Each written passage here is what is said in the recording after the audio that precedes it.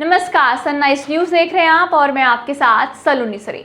Corona का कहर पूरी दुनिया पर एक बार फिर दिखने लगा है। ब्रिटेन में करीब एक हफ्ते से हर दिन 40,000 से ज्यादा केस देखे जा रहे हैं।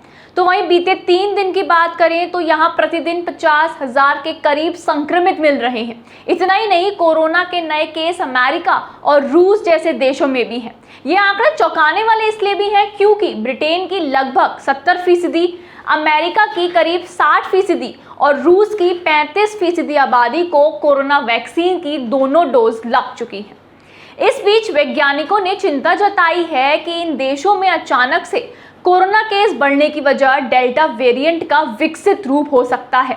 ब्रिटिश और अमेरिकी रिसर्चरों ने कोरोना के नए विकसित रूप पर निगरानी रखना भी शुरू कर दिया है और इस पर ज्यादा जानकारी सामने आना जरूरी है। लेकिन सवाल ये भी आता है कि कितना अलग है कोरोना का ये नया सब वेरिएंट। तो चलिए जानते हैं। चीन में कोरोना वायरस के शुरुआती कुछ केस मिलने के बाद ये वायरस लगातार विकसित होता जा रहा है। इसका एक नया रूप ब्रिटेन में पहचाना गया है जिसे अल्फा वर्जन कहा गया है। ये स्ट्रेन तब वुहान में मिले कोरोना से 50% ज्यादा संक्रमक पाया गया था। ये कुल 172 देशों तक फैला था। इसके बाद दक्षिण अफ्रीका में गामा वर्जन की पहचान हुई जिसने 120 देशों में कहर मचाया। डेल्टा वर्जन को पहली बार भारत में पाया गया। ये ब्रिटेन में पाए गए अल्फा वेरिएंट से भी 55% ज्यादा संक्रमक मिला। पिछले 6 महीनों में कोरोना वायरस की जो स्ट्रेन सबसे ज्यादा खतरनाक साबित हुई है वह है डेल्टा स्ट्रेन।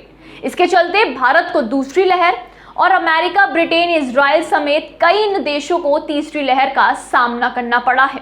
वैज्ञानिकों के मुताबिक हर एक कोरोना वेरिएंट पिछले से ज्यादा संक्रामक है और जानलेवा साबित हुआ है।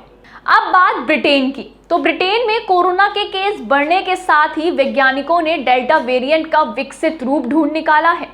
यहाँ अब तक जितने केसों में जीनोम सीक्वेंसिंग हुई है उनमें करीब 10% कोरोना के नए स्ट्रेन के केस थे। इस नए सब वेरिएंट को A.Y.4.2 नाम दिया गया है। यूके की स्वास्थ्य मामलों से जुड़ी संस्था के मुताबिक डेल्टा वेरिएंट के इस रूप की निगरानी की जा रही है। ब्रिटेन में मिले इस नए वेरिएंट के बाद अमेरिका और रूस भी तेजी से अपने नए केसों की जीनोम सीक्वेंसिंग करा रहा है।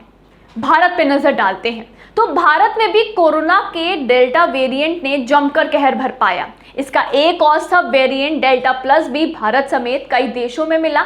हालांकि जहां भारत में ये वेरिएंट कुछ खास घातक साबित नहीं हुआ तो वहीं अमेरिका और ब्रिटेन में डेल्टा प्लस को तीसरी लहर में डेल्टा वेरिएंट का सहयोगी करार दिया गया। भारत में चलाए गए टीकाकरण अभियान ने भी डेल्टा प्लस वेरिएंट के प्रसार को काफी हद तक रोका। इसका असर ये रहा कि भारत में कोरोना के मामले अब 15,000 के करीब आकर ठहर गए हैं। तो उधर ब्रिटेन में तेजी से चलाए जा रहे टीकाकरण अभियान के बीच पिछले सितंबर तक कोरोना के मामले 26,000 प्रतिदिन आ गए थे, लेकिन इसके बाद संक्रमितों की संख्या तेजी से बढ़ी है।